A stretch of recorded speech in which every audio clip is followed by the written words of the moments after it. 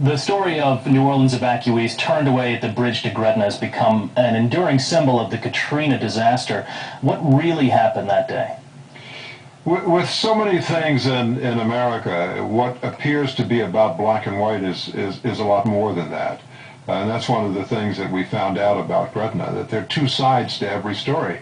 The people who were on the bridge, black and white, felt that the only reason they were turned back was because most of the people in the crowd were African American.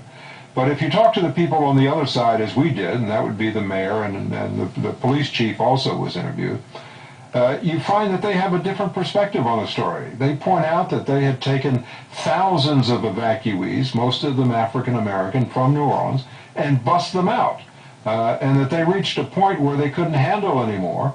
They were out of buses, or they didn't have gas for the buses, so they had to stop people from coming into their city. They thought that if people continued to come into Gretna, that they would be overwhelmed and the people who lived in Gretna would be threatened.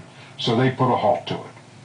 Now, the people who were actually turned away, they tell a different side of their story. What is the way they see it? The people who were turned away, and the people we talked to were, most of them were tourists. The group that we had assembled were tourists, many of them from Boston. There was a couple from San Francisco who had all been staying at the same hotel in the French Quarter.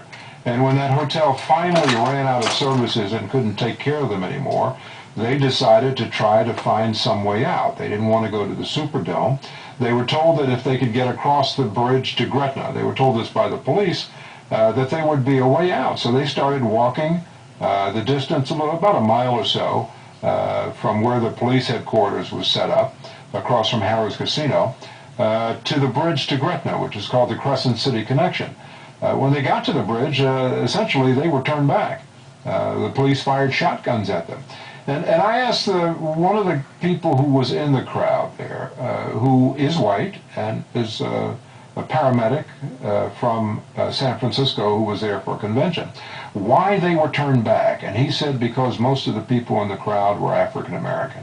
And the police said, we don't want a Superdome in Gretna. And on that point, did the media play a role in this, in the reaction from the Gretna police, do you believe?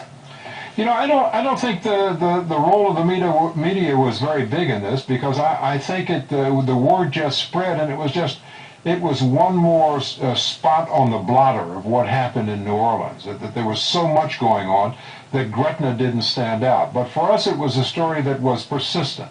We kept hearing about it, and we wanted to go down to find out for ourselves, well, what really happened there? And the one thing that I found over the years, that if you talk to people, you'll find that there are at least two sides to every story. And that's what we found in Gretna.